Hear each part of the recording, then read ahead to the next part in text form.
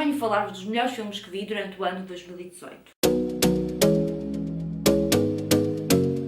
O ano de 2018, em termos de filmes, foi bastante bom. Eu vi cento e alguns filmes, não sei muito bem ainda, porque no dia em que estou a gravar não sei ainda se vou ver mais algum, mas provavelmente não vou ver mais nenhum. Portanto, eu vi cento e poucos filmes.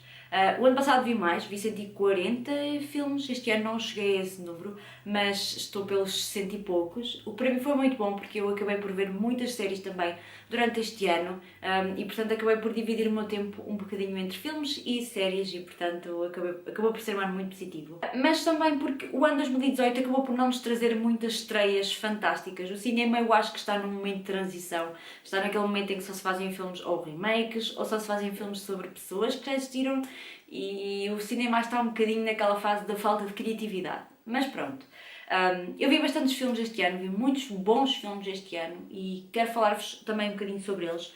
Vou incluir aqui muitos filmes que estiveram então nos Oscars e antes de começar a fazer o meu top, que vai ser um top 10, que não vai ser um top 10, ou seja, não vão estar divididos por melhor para o pior ou pior para o melhor. Vai ser um top todo misturado, ou seja, eu fui pondo aqui os filmes, como fiz com os livros, fui pondo os livros à medida que fui fazendo a lista. E, portanto, quero fazer antes de mais aqui algumas menções antes de começar então no top, porque acho que são filmes que merecem ser falados. Vou aqui fazer quatro menções então a filmes que estrearam nos Oscars e que eu acho que merecem ser vistos, mas que não entraram então no meu top. Os primeiros dois é o filme The Room e o filme The Disaster Artist. O The Room não esteve nos Oscars, mas o The Disaster Artist, para quem não sabe, é um filme que conta a história da criação do filme The Room. E eu gostei muito destes dois momentos. O primeiro, o The Room, é muito mau e, portanto, o filme é muito mau mesmo. Mas é também um sinal de esperança e um filme que, hoje em dia, transporta-nos para esse lado mágico que também é o lado de Hollywood, que é o lado mágico da criação de conteúdos e criação de coisas, independentemente de elas serem as coisas melhores ou as coisas piores. E o The Disaster Artist embranha mesmo esse sentimento e traz à tona tudo aquilo que o The Room também é. Que é alguém que um dia quis criar um filme, quis fazer um filme, que não tinha jeito nenhum para a coisa, mas que queria fazer um filme, queria pôr um filme no ar.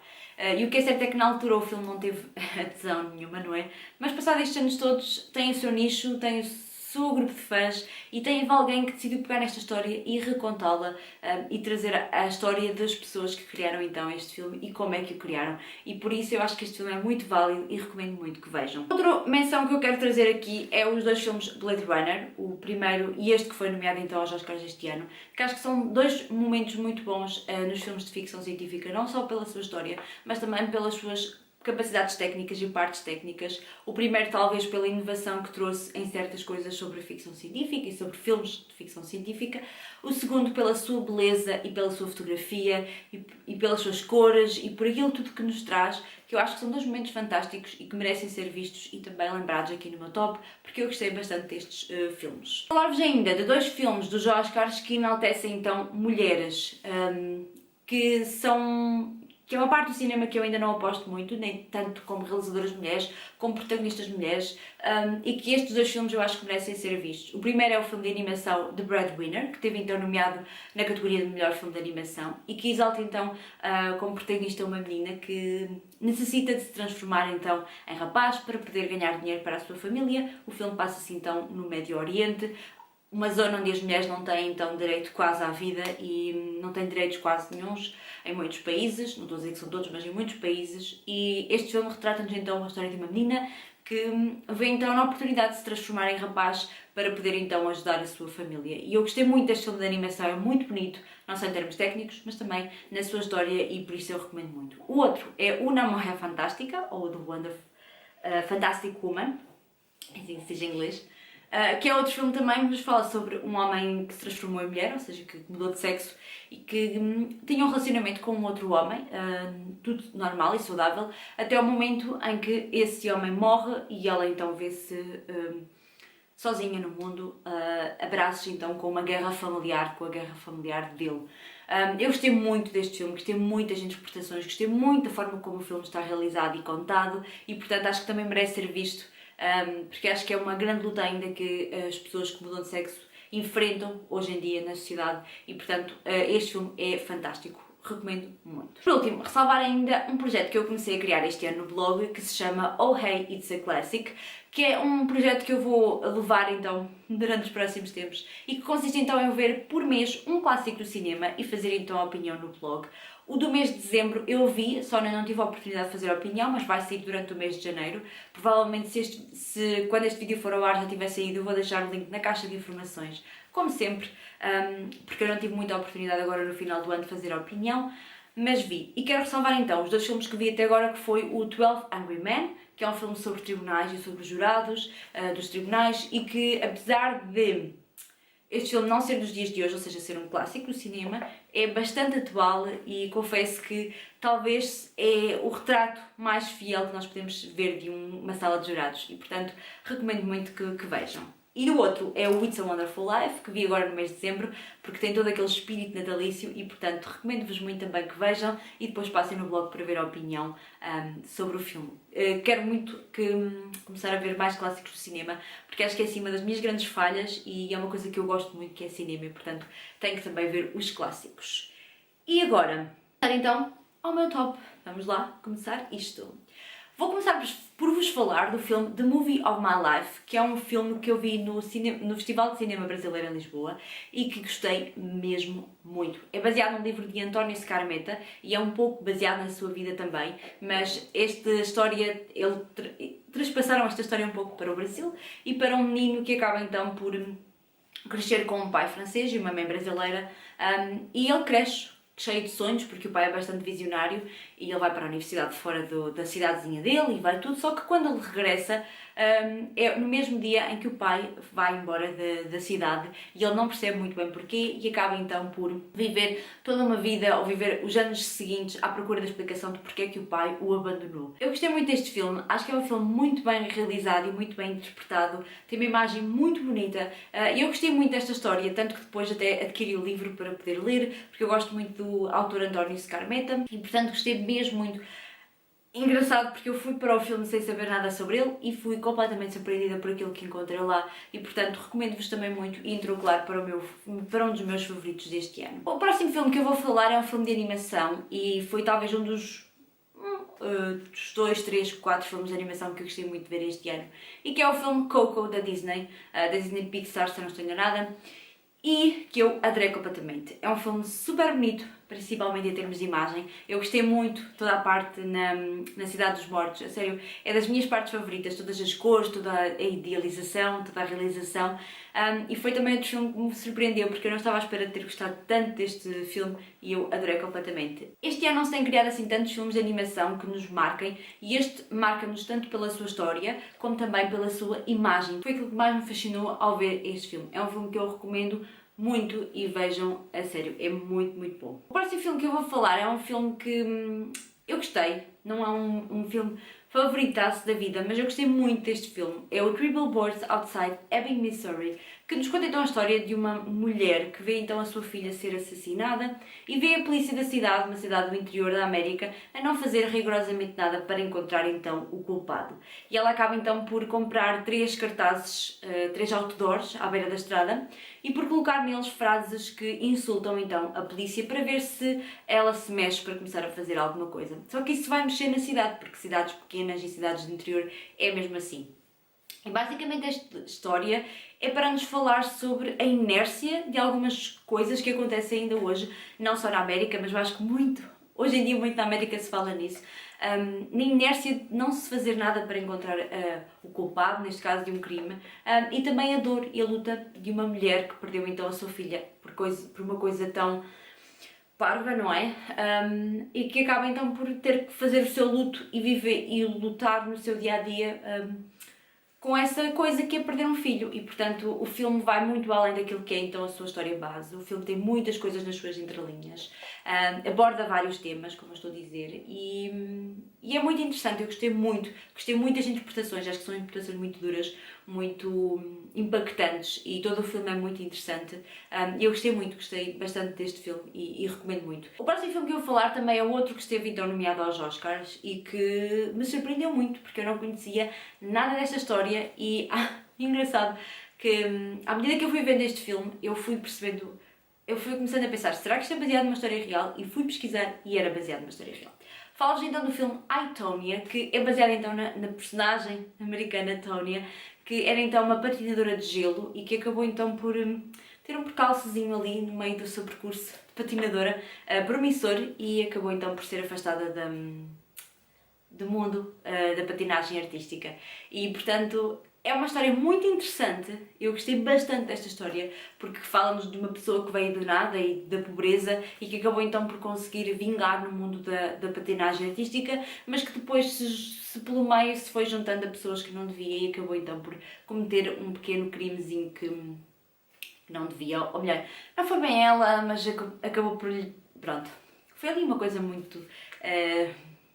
estúpida, mas que acabou então por acabar com a carreira dela e é uma personagem muito interessante. Eu gostei muito de todas as atrizes e atores que entraram neste filme para interpretar todas estas personagens da vida real e achei que estava fantástico. Achei este filme fantástico e recomendo mesmo muito. Um documentário que eu vou recomendar aqui neste meu top e que entrou para este meu top por ser tão mind-blowing é o Three Identical Strangers e ele não podia faltar neste meu top porque, apesar de não ser um filme de ficção, é um filme documentário e que muito provavelmente vai estar nomeado para os próximos Oscars. E eu adorei completamente este documentário, eu gosto muito de ver documentários e este foi mesmo mind-blowing. Basicamente conta-nos a história de 3 rapazes que são irmãos, gêmeos, mas que foram separados à nascença e que não se conheceram até mais ou menos terem 18 anos, quando um deles foi então para uma universidade e quando vai para a universidade acaba então por todas as pessoas por quem ele passa começarem a cumprimentá-lo com outro nome e ele achou aquilo tudo muito estranho, até ao momento em que um dos melhores amigos dessa outra pessoa, de quem lhe estavam a chamar o nome, lhe diz: tu és muito igual àquela pessoa e a partir daí ele começa a perceber que tem outro irmão gêmeo e posteriormente vai aparecer um terceiro. Só que a história por detrás desta separação é completamente mind-blowing. Eu fiquei... O documentário todo vocês começam na comédia, a rir-se completamente da história, passam por um momento de choque e depois por um momento de muita tristeza. E eu fiquei mesmo completamente chocada com este documentário. Recomendo mesmo muito que vejam. É um documentário mesmo muito, muito, muito bom. Muito interessante do ponto de vista social, psicológico. A sério, muito bom. Recomendo mesmo muito. O próximo filme que eu vou falar é o A Star Is Born, que entrou neste ranking porque realmente foi um filme que me marcou. Eu gostei muito deste filme. Não tanto pela história de romance em si, nem tanto pela interpretação da Lady Gaga, mas muito pela forma como Bradley Cooper interpretou o seu personagem, Bradley Cooper interpretou as canções, Bradley Cooper realizou o filme, Bradley Cooper pensou na banda sonora. A sério, eu gostei muito mais de toda a parte envolvente dele do que propriamente depois toda a sua resolução e toda a sua parte mais visual do seu casal. Realmente é uma história muito interessante e apesar de ser uma história bastante batida e já bastante falada então nos cinemas e nos filmes de Hollywood, a sua preparação e toda a realização feita por alguém que está a realizar pela primeira vez. O Bradley Cooper teve aulas de canto para poder cantar, toda a parte sonora, toda a parte da banda sonora, dos sons, a qualidade técnica do som para mim está fantástico e é muito por isso que ele entra também aqui neste meu top. A banda sonora é uma banda sonora que eu hoje em dia ainda ouço e portanto gostei mesmo muito do bom gosto que ele colocou nisso e recomendo mesmo muito que vejam A Star Is Born. O próximo filme que eu vou falar é outro filme de animação, um dos poucos que entrou então neste meu top e que é então o filme Ma Vie de Courgette, que é um filme muito tocante, é um filme de animação, acho que é francês, é um filme em stop motion e utilizando figuras de cera, de gesso, de plasticina, o que quiserem chamar. E é bastante tocante, é um filme que fala sobre adoção, é um filme que fala sobre perder os pais, é um filme que fala sobre crianças que perdem os pais e vão então para instituições. E é um filme muito tocante, é um filme pequeno, de 1 hora apenas, é um filme muito interessante, a vários pontos de vista. E eu não sei falar muito bem sobre este filme porque é um filme que me tocou muito, é um filme que eu gosto muito e é um filme que eu só posso recomendar porque realmente é um filme muito bonito a tantos níveis, tanto a nível de história como a nível de criação, como a nível de sensibilidade para abordar estes temas e portanto é um filme que eu recomendo muito e que só podia, claro, estar neste meu top. Roma é um filme que foi realizado por Alfonso Cuarón, mais conhecido por Gravidade, para quem quiser se situar em quem é este realizador, e que foi um filme que foi produzido para a Netflix e que teve estreia em pouquíssimos cinemas no mundo. E é um filme que eu Gostei bastante. Eu gosto muito deste realizador, é um dos meus realizadores também que eu gosto muito, desta nova vaga de realizadores. E ele realizou um filme então de homenagem à sua ama, e o filme conta-nos isso mesmo, a história de uma família, de um casal média classe do México, que vive então num bairro chamado Roma, e que tem então uma ama que cuida então dos filhos e que é basicamente a mãe lá da casa. E é um filme tão ternurento sobre a história dela com as crianças, e aquilo que também me fascinou muito mais também foi a forma como todo o filme foi produzido, porque para já é um filme muito bonito e é todo a preto e branco, é um filme esteticamente lindíssimo, uma fotografia fantástica, mas também é um filme muito interessante do ponto de vista da sua realização, porque basicamente, pelo que eu percebi, não existiram guiões, as personagens então tiveram dicas diretas do realizador para poderem fazer as suas cenas e, portanto, basicamente o filme é um pouco um filme livre e foi feito aquilo que basicamente seria feito no dia-a-dia daquelas pessoas. Inclusivamente, eu acho que a personagem que interpreta a Ama não é atriz e, portanto, acho que as duas que interpretam as empregadas não são atrizes e, portanto, tiveram ali um pouco um livre-arbítrio para se poderem interpretar a si próprias na tela e eu acho que isso foi fantástico porque resultou exatamente num filme cheio de genuidade, cheio de não é genuidade, é cheio de,